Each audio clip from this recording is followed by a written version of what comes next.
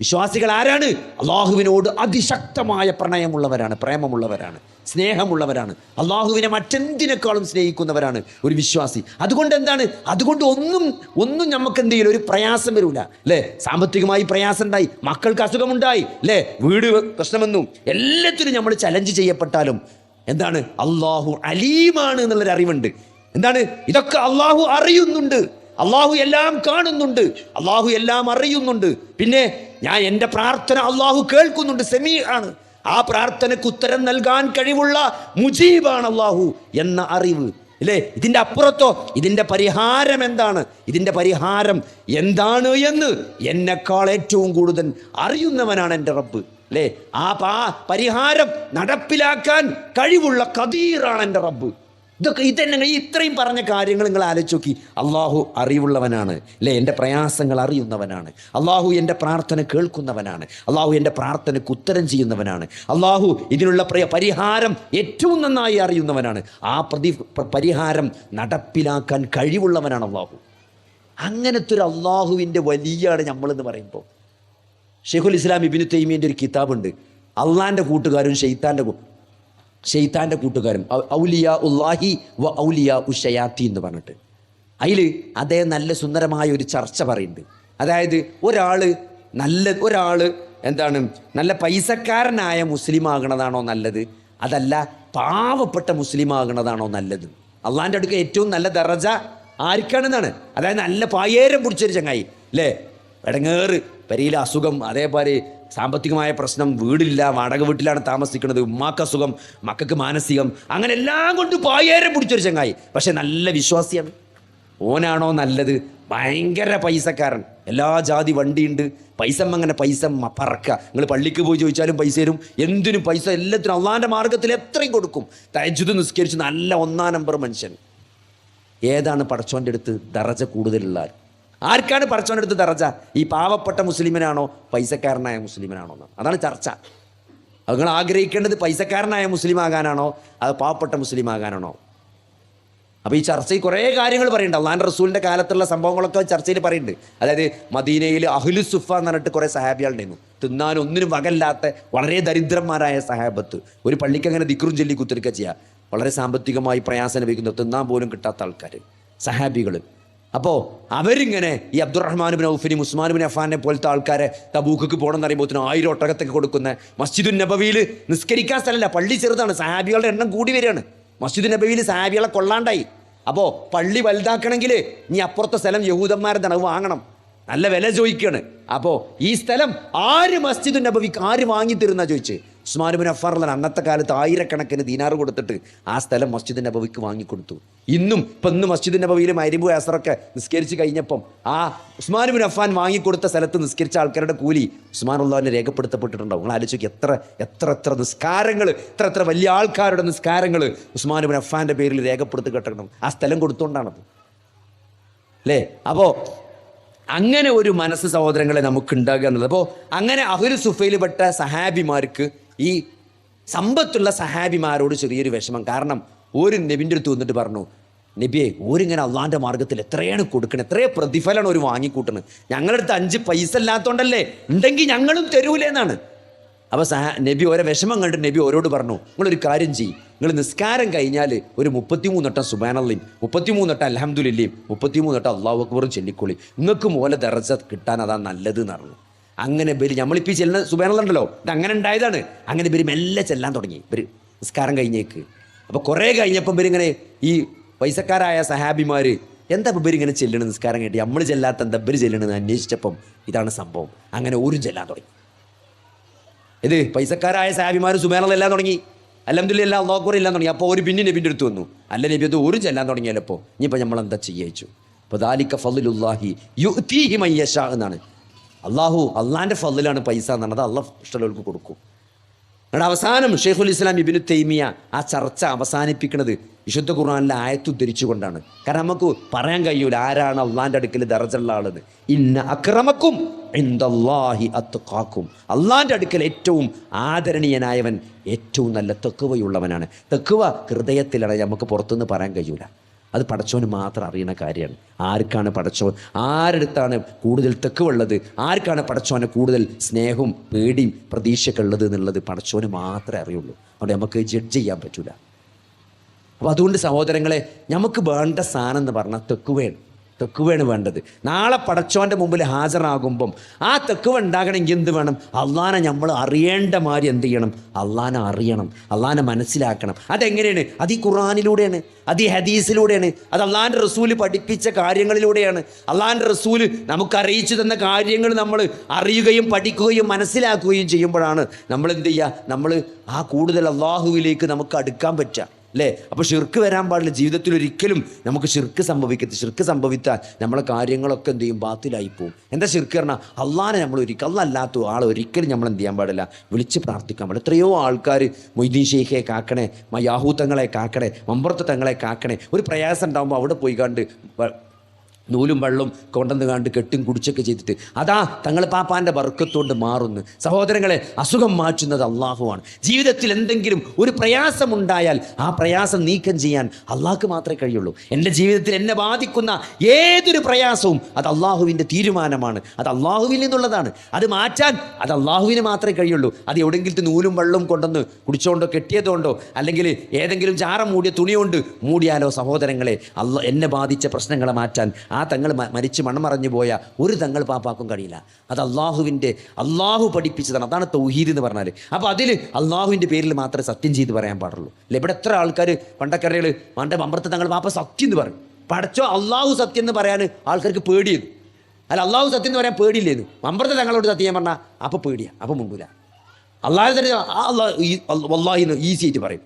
കാരണം അത് പിന്നെ കുറേ കഴിഞ്ഞിട്ടല്ലേ മഹ്ശറയൊക്കെ. തങ്ങൾ പാപ്പാൻ്റെ ഇപ്പം തന്നെ കിട്ടുന്ന പേടിച്ചിട്ട് തങ്ങൾ പാപ്പാൻ്റെ കുരുത്തക്കേട് തട്ടുന്നു. അപ്പോൾ സഹോദരങ്ങളെ, അങ്ങനെ കുരുത്തക്കേട് അള്ളാഹുവോ റസൂലോ വിശുദ്ധ ഖുർആനിലോ ഹദീസിലോ പഠിപ്പിച്ചിട്ടില്ല. അള്ളാഹിനെയാണ് നമ്മൾ പേടിക്കേണ്ടത്. അള്ളാഹുവിനെ ഭയപ്പെടുന്ന പോലെ നമ്മൾ ഒരാളെയും ഭയപ്പെടരുത്. അള്ളാഹുവിൽ പ്രതീക്ഷ അർപ്പിക്കുന്നത് പോലെ നമ്മൾ വേറൊരാളിലും പ്രതീക്ഷ അർപ്പിക്കാൻ പാടില്ല.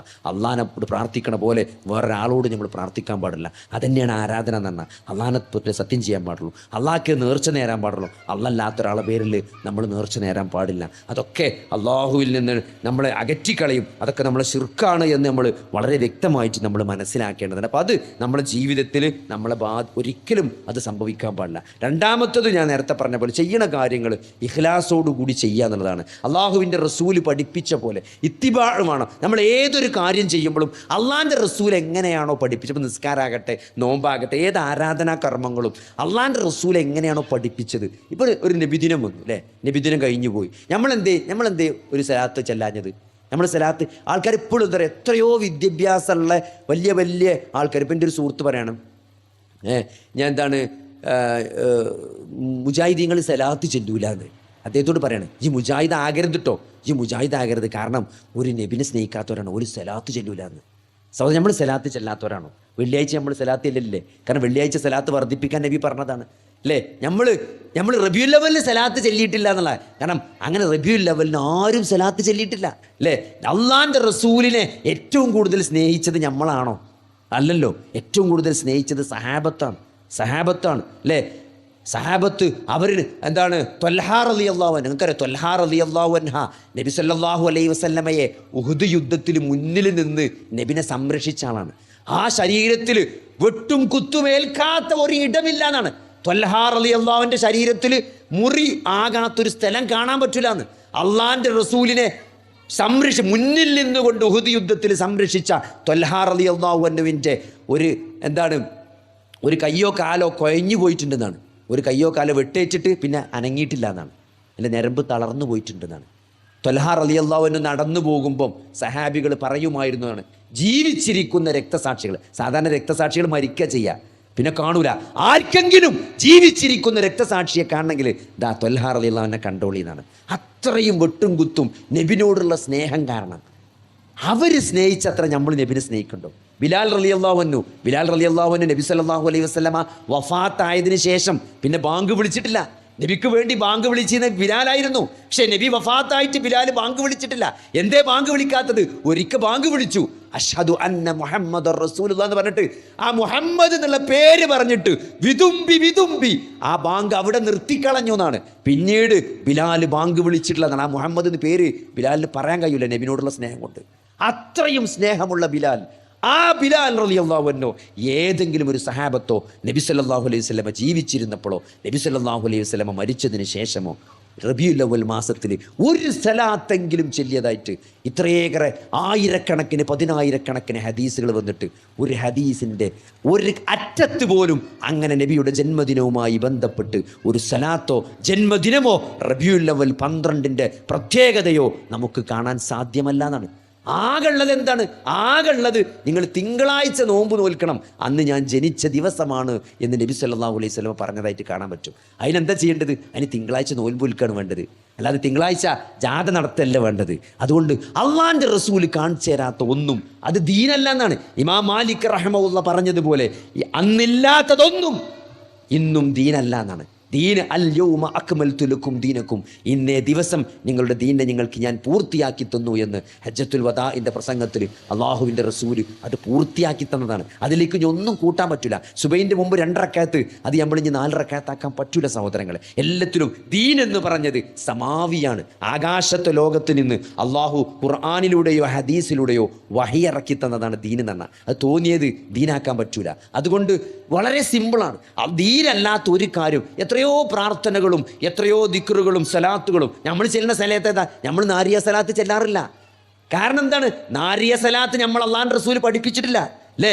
നിങ്ങൾ അല്ലാഹു സല്ലു അലൈഹി വസല്ലിമു തസ്ലീമ യാ അയ്യുഹല്ലദീന ആമനു സല്ലു അലൈഹി വസല്ലിമു തസ്ലീമ, അല്ലയോ സത്യവിശ്വാസികളെ, ഇന്നല്ലാഹ വ മലായികതഹു യുസല്ലൂന അലൻ നബിയ്യ്, നിശ്ചയമായും മലക്കുകളും അള്ളാഹുവും അള്ളാഹുവിൻ്റെ റസൂലിന് സലാത്ത് ചെല്ലുന്നു എന്ന് പറയുമ്പം നിങ്ങളും അള്ളാഹുവിൻ്റെ റസൂലിന് സലാത്ത് ചെല്ലണം എന്ന് വിശുദ്ധ ഖുർആനിലെ ആയത്തിറങ്ങിയപ്പം സഹാബത്ത് വന്നിട്ട് നബിനോട് ചോദിക്കുകയാണ്, നബിയെ അള്ളാഹ് പറയണ്ടല്ലോ സലാത്ത് ചെല്ലണം സലാമു ചെല്ലണം എന്ന്. സലാമ് ഞങ്ങൾ ചെല്ലാറുണ്ട്, അസ്സലാമു അലൈക യാ റസൂലല്ലാഹ് ഞങ്ങൾ പറയലുണ്ട്. പക്ഷേ ഈ സലാത്ത് എങ്ങനെയാണ് ചെല്ലേണ്ടത് എന്ന് ഈ ആയത്തിറങ്ങിയപ്പം സഹാബത്ത് വന്ന് ചോദിക്കണം നബിനോട്.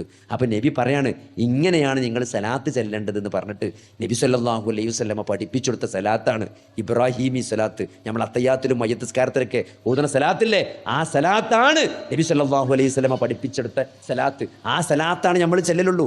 സല്ലല്ലാഹു അലാ മുഹമ്മദ് സല്ലല്ലാഹു അലൈഹി വസല്ലം എന്ന് മുജാഹിദീങ്ങൾ ചെല്ലാത്ത എന്തുകൊണ്ടാണ്? അള്ളാന്റെ റസൂലിനോട് സഹാബത്ത് ചോദിച്ചു എങ്ങനെയാണ് സലാത്ത് ചെല്ലേണ്ടത് എന്ന്. അപ്പോൾ അല്ലാഹുമ്മ സ്വല്ലി അലാ മുഹമ്മദിൻ വഅലാ ആലി മുഹമ്മദ് കമാ സ്വല്ലൈത അലാ ഇബ്രാഹീമ വഅലാ ആലി ഇബ്രാഹിം വബാരിക് അലാ മുഹമ്മദിൻ വഅലാ ആലി മുഹമ്മദ് കമാ ബാരക്ത അലാ ഇബ്രാഹീമ വഅലാ ആലി ഇബ്രാഹിം ഇന്നക ഹമീദും മജീദ് എന്നാണ് അള്ളാന്റെ റസൂൽ ചൊല്ലിക്കൊടുത്തത്. ആ സലാത്താണ് നമ്മൾ ചെല്ലുന്നത്. അതുകൊണ്ട് അള്ളാൻ്റെ റസൂൽ എന്താണോ പഠിപ്പിച്ചത്, നാരിയ സലാത്ത് എന്ന് പറഞ്ഞാൽ ഏതോ കുറേ കാലങ്ങൾക്ക് ശേഷം ഏതോ ഒരു ചങ്ങായി ഉണ്ടാക്കിയ സലാത്താണ്. ആ സലാത്താണോ നമ്മൾ ചെല്ലേണ്ടത് സഹോദരങ്ങളെ? അത് അള്ളാൻ്റെ റസൂൽ സഹാബത്തിന് പഠിപ്പിച്ചെടുത്ത് ഓതിക്കൊടുത്ത് പഠിപ്പിച്ച സലാത്താണോ നമ്മൾ ചെല്ലേണ്ടത്? അതുകൊണ്ട് നമുക്ക് ആരോടും ഒരു ദേഷ്യമില്ല. ഇത് നമ്മൾ എന്തോ ഇത് വേറിട്ട് നിൽക്കാൻ വേണ്ടിക്കാണ്ട് മുജാഹിദീങ്ങൾ നെഞ്ഞത്ത് കയ്യട്ടെന്ന് പറയുന്നുണ്ട്. ഞങ്ങൾ അല്ല മാറി നിൽക്കാൻ വേണ്ടിയിട്ട് വ്യത്യസ്തമാകാൻ വേണ്ടിയിട്ടല്ല നമ്മൾ നെഞ്ഞത്ത് കെട്ടുന്നത്. സ്വദർ എന്നാണ് പറയല്ലേ. ചില ആൾക്കാർ ഇവിടെ കൊണ്ടുപോയി കെട്ടണം, അവിടെ നിന്ന് കെട്ടാൻ കിട്ടുന്നത് ശരിയല്ല എന്നാണല്ലേ അഭിപ്രായക്കാരനാണ് ഞാൻ. നമ്മൾ സ്വദറിൽ കെട്ടണം എന്നാണ് ഹദീസിലുള്ളത്. അപ്പോൾ ആ പള്ളമ്മൽ അല്ലെങ്കിൽ പറ്റ താഴത്ത് കെട്ടണമെന്ന് നമുക്ക് സ്വദറിന് അർത്ഥം വെക്കാൻ പറ്റൂല. അതുകൊണ്ടാണ് നമ്മൾ എന്ത് ചെയ്യണത്, അങ്ങനെ കൈ കെട്ടണം. അപ്പോൾ എന്തു കാര്യം അള്ളാൻ്റെ റസൂൽ എന്താണോ കൽപ്പിച്ചത് അതാണ് ദീന്, അതാണ് നമ്മൾ ചെയ്യണത്. അതുകൊണ്ട് ആ ദീനനുസരിച്ച് ജീവിക്കുമ്പോഴാണ് സഹോദരങ്ങളെ നാളെ അള്ളാഹുവിൻ്റെ പ്രതിഫലം ഉണ്ടാകുക. കാരണം നാളെ ഔദുൽ കൗസറിൻ്റെ അടുത്തേക്ക് എല്ലാവരും വരുന്നതാണ്, മുസ്ലിങ്ങളൊക്കെ വരുന്നതാണ്. അപ്പോൾ നബി സല്ലല്ലാഹു അലൈഹി വസല്ലമ കുറേ ആൾക്കാരവിടുന്ന് ആട്ടിവിടുന്നതാണ്. ഫസ്ഹക്കൻ മാറിപ്പോകൂ എന്ന് അള്ളാന്റെ റസൂല് ഈ ഉമ്മത്തിനോട് പറയാൻ ആലോചിച്ചങ്ങൾ. അള്ളാന്റെ റസൂലിനോട് ഈ ഉമ്മത്തിനോട് അള്ളാന്റെ റസൂലിന് എത്ര സ്നേഹമുണ്ടായിരുന്നു എന്ന് റസൂലുള്ളാഹി സ്വല്ലല്ലാഹു അലൈഹി വസല്ലമയുടെ ജീവിതത്തിൽ നമുക്ക് മനസ്സിലാകും. ഒരൊറ്റ ആയത്തോതിക്കൊണ്ട് നബി സല്ലല്ലാഹു അലൈഹി വസല്ലമ നേരം പുലരുവോളം കരഞ്ഞു എന്നാണ്. നേരം വെളുക്കോളം അള്ളാന്റെ റസൂൽ ഒരൊറ്റ ആയത്തോതി കരഞ്ഞു എന്നാണ്. ഏതാണ്? പ്രവാചകരെ, നിങ്ങളെ നാം ഈ ഉമ്മത്തിന് സാക്ഷിയായി കൊണ്ടുവരും എന്ന ആയത്തോതി നബി അവിടെ നിർത്തിയതാണ്. പിന്നെ ആയത്തിന്റെ അപ്പുറത്തേക്ക് നബി ഓതണില്ല. ആയത്തന്നെ ഓതി നൊളോളിച്ച് നേരം പൊളുത്തുന്നാണ്. ആലോചിക്കും നിങ്ങൾ, നാളെ അള്ളാന്റെ റസൂലിനെ ഈ ഉമ്മത്തിനെ സാക്ഷിയാക്കിയിട്ട് നാളെ നബിനെ പരലോകത്ത് കൊണ്ടുവരുമെന്ന് പറഞ്ഞപ്പം ഈ ഉമ്മത്തിന്റെ കാര്യത്തിൽ നബി സല്ലല്ലാഹു അലൈഹി വസല്ലമയ്ക്ക് എത്ര സ്നേഹമുണ്ടായിരുന്നു അല്ലേ. 50 വക്ത് മീറാജിന്റെ രാത്രി നിസ്കാരം കൊടുത്തപ്പം 9 അങ്ങോട്ടും ഇങ്ങോട്ടും നടന്നിട്ടാണ്. നിങ്ങൾ ആലോചിക്കി, അത് 5 വക്താക്കിയത്. നിങ്ങൾക്ക് പറ്റുമോ? നമ്മൾ എന്തെങ്കിലും ഒരു സാധനം വില്ലേജ് ഓഫീസിൽ നിന്ന് ശരിയാക്കി കൊണ്ടുവന്നിട്ട് നമ്മളോട് പറഞ്ഞു ഒന്നുകൂടി പോയിട്ട് ശരിയാക്കണം എന്ന് പറഞ്ഞാൽ ഇത് വേറെ ആളെ നോക്കറിയും, ഇത് വേറെ ആളെ നോക്കി ഞാൻ അറിയും. 10 നടക്കുക എന്ന് പറഞ്ഞാൽ എന്താ സഹോദരങ്ങളെ, എന്തിനു വേണ്ടി ഇങ്ങോട്ട് വരും. അപ്പം മൂസാ നബി പറയും പോരട്ടോ മുഹമ്മദേ, എൻ്റെ ഉമ്മത്തിന് കഴിയൂലട്ടോ. പിന്നെയും പോയി 5 ആക്കി. ഈ 5 തന്നെ നമുക്ക് വഹിക്കില്ല. ചില ആൾക്കാർ പറയും നിസ്കരിച്ച്, ചില ആൾക്കാർ ജോലിക്കൊക്കെ പോയാൽ പറയും ഓൻ നിസ്കരിച്ചാനേ നേരമുള്ളൂ പറയും. ഓൻ ദുഹറിനൊന്ന് പോവും, പിന്നെ നസറിന് പോവും, പിന്നെ മഗ്‌രിബിന് ഒന്ന് പോവും, പിന്നെ ഇശാക്കൊന്ന് പോവും, പിന്നെ സുബഹി ഒന്ന്, പിന്നെ അതിൻ്റെ ഒരു സുന്നത്തും ഒക്കെ കൂടി ആയിട്ട് പോകും, നിസ്കരിച്ചാനേ നേരമുള്ളൂ പറയും. ഈ 5 വക്തിൻ്റെ കാര്യം. അപ്പോൾ 50 വക്തിൻ്റെ അവസ്ഥ എന്തേക്കാറ് അല്ലേ? തറാവി നിസ്കാരം എന്താണ്? തറാവിൻ്റെ വിഷയത്തിൽ എന്താ സംഭവിച്ചത്? അള്ളാഹിൻ്റെ റസൂൽ ആകെ 2 ദിവസമാണ് പള്ളിക്കന്ന് തറാവി നിസ്കരിച്ചു ജമാഅത്തായിട്ട്. ഒരു ദിവസം നബി സ്വല്ലല്ലാഹു അലൈഹി വസല്ലം നിസ്കരിച്ചു. അപ്പോൾ പള്ളിക്കൽ എന്ത് ചെയ്തു? ആരും ഉണ്ടായിരുന്നില്ല. ഇശാ നിസ്കാരം കഴിഞ്ഞ് കുറച്ച് കഴിഞ്ഞേക്ക് നബി എന്ത് ചെയ്തു? വന്നിട്ട് നിസ്കരിച്ചു. അപ്പോൾ അവിടെ ആകെ കുറച്ച് പള്ളിക്ക് അഹ്ലു സുഫൻ്റെ കുറച്ച് ആൾക്കാർ മാത്രമേ പള്ളിക്കലുള്ളൂ. ഒരു കൂടി ജമാഅത്ത് നിസ്കരിച്ചു. അന്ന് വാട്സപ്പും ഫേസ്ബുക്കും ഇന്റർനെറ്റും ഫോണും മൊബൈലൊന്നുമില്ല. എല്ലാവരും വിളിച്ച് മെസ്സേജ് അയക്കും നബി നിസ്കരിച്ചിട്ടുണ്ടോ, എല്ലാവരും വണ്ടി എന്നോളി അറിയും. ഇതാവുന്നില്ല. പിന്നെ അങ്ങനെ ആൾക്കാർ അങ്ങാടിയിൽ നിന്ന് കണ്ടപ്പം പറഞ്ഞു ഇന്നലെ നബി ഇശാ നിസ്കരിച്ച് കഴിഞ്ഞ് പോയിട്ട് പിന്നെയും വന്നുകാണ്ട് തറാവി നിസ്കരിച്ചിരുന്നത്. അങ്ങനെ പിറ്റേന്ന് പള്ളിക്ക കുറച്ചും കൂടി ആൾക്കാർ കേട്ടും കണ്ടൊക്കെ അറിഞ്ഞ് വന്ന് നിൽക്കുകയാണ്. അങ്ങനെ നബി സ്വല്ലല്ലാഹു അലൈഹി വസല്ലം വന്ന് ജമാഅത്തായി നിസ്കരിച്ചു. 3-ാമത്തെ ദിവസം പള്ളി ഫുള്ളാ. എല്ലാവരും അറിഞ്ഞു നബി തറാവി നിസ്കരിച്ചിട്ടുണ്ട് എന്നുള്ളത്. ഇശാക്ക് ശേഷം നബി ജമാഅത്തായിട്ട് തറാവി നിസ്കരിച്ചിട്ടുണ്ടെന്ന് എല്ലാവരും അറിഞ്ഞ് പള്ളി ഫുള്ളായി. നബി ഇശ കഴിഞ്ഞ് നബിൻ്റെ മസ്ജിദ് നബവിയിൽ പോയവർക്കറിയാം നബിൻ്റെ മിമ്പറും നബിൻ്റെ റൂമും തമ്മിൽ എത്ര വ്യത്യാസമാണ്. അടുത്തടുത്താണ്. ഒരാൾ പോയി നോക്കിയില്ല. വാതിൽ മുട്ടി നബിയെ ഞങ്ങൾ നിസ്കരിച്ചാൽ റെഡി ആയിക്കണെന്ന് പറഞ്ഞില്ല. സുബൈക്ക് നബി ഇങ്ങനെ സുബൈ നിസ്കരിച്ചാൽ വന്നപ്പോണ്ട് ആൾക്കാർ ഉറങ്ങിയും തൂങ്ങി ഇങ്ങനെ കുത്തിരിക്കണം പള്ളിക്ക്. എല്ലാവരും പള്ളി ഫുള്ളാ. എന്താപ്പോൾ ചോദിച്ചു, അല്ല നിങ്ങൾ തറാവിക്ക് വരും വിചാരിച്ച് നിൽക്കണേ ഞങ്ങൾ. ഞാനേ മനഃപൂർവ്വം വരാമെന്നാണ്. കാരണം നിങ്ങൾ ആവേശമൊക്കെ കൂടി കണ്ടപ്പോൾ എനിക്കൊരു പേടി, പടച്ചോതെങ്ങാനും നിർബന്ധമാക്കിയാലോ ഇങ്ങൾക്ക് നിസ്കരിച്ചാൻ പറ്റും, ഇനി വരാനുള്ള എൻ്റെ ഉമ്മത്തിനെ നിസ്കരിച്ചാൻ കഴിയൂല എന്ന് പറഞ്ഞു. അതുകൊണ്ടാണ് ഞാൻ വരാത്തത്. ആർക്ക്? ഞമ്മക്ക് നിസ്കരിച്ചാൻ വയ്ക്കൂല എന്ന് പേടിച്ചിട്ടാണ് അള്ളാഹിൻ്റെ റസൂൽ തറാവിക്ക് വരാമെന്ന് 3-ാമത്തെ ദിവസം. നിങ്ങൾ ആലോചിച്ച് നോക്കി, നമ്മളോടുള്ള സ്നേഹമാണ്. അങ്ങനെ ഉമ്മത്തിനെ സ്നേഹിച്ച അള്ളാഹുവിൻ്റെ റസൂല് നാളെ ഹൗദുൽ കൗസറിൻ്റെ വക്കത്ത് വെച്ചിട്ട് പൊയ്ക്കോളി ഇടാന്ന് ചില ആൾക്കാരോട് പറയുന്നതാണ്. മാറിപ്പോകും എന്ന് പറയും. ആരോടാണ്?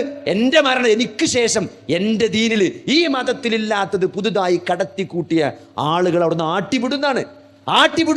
അതുകൊണ്ട് അള്ളാഹിൻ്റെ റസൂല് കാണിച്ചു തരാത്തൊരു ഇബാദത്തും ഒരു ചര്യയും നമ്മൾ ജീവിതത്തിൽ കൊണ്ടടക്കരുത്. എത്രയോ പഠിപ്പിച്ച എത്രയോ നിസ്കാരങ്ങളും ദിക്റുകളും ദുആകളും എത്രങ്ങാനുണ്ട് സഹോദരങ്ങളെ, അതെന്നെ ചെയ്താൽ തീരൂല. അതുകൊണ്ട് നമ്മൾ ചെയ്യുമ്പോൾ അള്ളാഹിൻ്റെ റസൂല് പഠിപ്പിച്ച കൃത്യമായ മാർഗദർശനമുള്ള വഹിയുള്ള ഹദീസും ഖുർആനും കൊണ്ട് സ്ഥിരപ്പെട്ട കാര്യങ്ങൾ ചെയ്യാൻ നമ്മൾ പരമാവധി ശ്രമിക്കുക എന്നുള്ളതാണ്.